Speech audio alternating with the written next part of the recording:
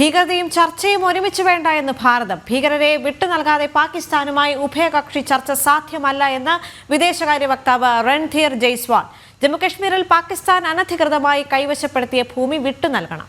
ലോകം ഭീകരതയ്ക്കെതിരെ ഒരുമിച്ച് നിൽക്കണമെന്നും രൺധീർ ജയ്സ്വാൾ ഡൽഹിയിൽ ആവശ്യപ്പെട്ടു. പാകിസ്ഥാനും ഭീകരതയ്ക്കുമെതിരെയുള്ള ഭാരതത്തിന്റെ നിലപാട് വ്യക്തമാക്കുന്നതാണ് വിദേശകാര്യ വക്താവ് രൺധീർ ജയ്സ്വാളിന്റെ പ്രതികരണം. ഭീകരതയും ചർച്ചയും ഒരിക്കലും ഒരുമിച്ച് നടക്കില്ല.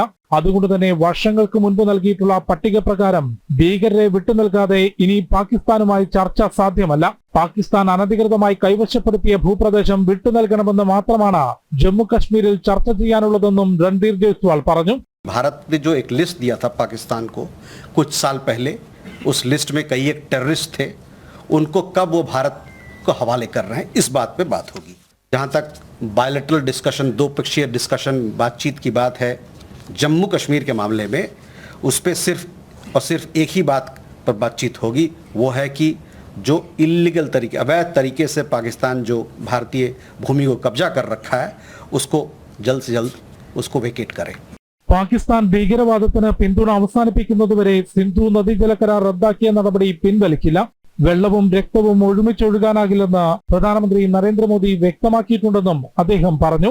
ഭീകരതയ്ക്കെതിരെ പോരാടാനുള്ള ദൃഢനിശ്ചയത്തിന്റെ ഭാഗമായാണ് 7 പ്രതിനിധി സംഘങ്ങൾ വിദേശ രാജ്യങ്ങളിൽ പര്യടനം നടത്തുന്നത്. പാകിസ്ഥാൻ ഭീകരവാദത്തിന് പിന്തുണ നൽകുന്നത് തുറന്നു കാണിക്കുന്നതോടൊപ്പം ഭീകരതയ്ക്കെതിരെ ഒരുമിച്ച് നിൽക്കണമെന്ന സന്ദേശവും ഭാരതം നൽകും.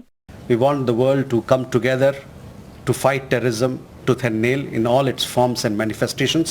We want to exhort the world to hold those responsible for cross-border terrorism accountable. Those have been practicing it for the last 40 years against India, that is Pakistan. പാകിസ്ഥാനുമായുള്ള പ്രശ്നം എങ്ങനെ കൈകാര്യം ചെയ്യണമെന്ന് ഭാരതത്തിന് അറിയാമെന്നും മൂന്നാമതൊരു കക്ഷിയുടെ ഇടപെടൽ ആവശ്യമില്ലെന്നും വിദേശകാര്യ മന്ത്രാലയം വ്യക്തമാക്കി. ജനം, ഡൽഹി.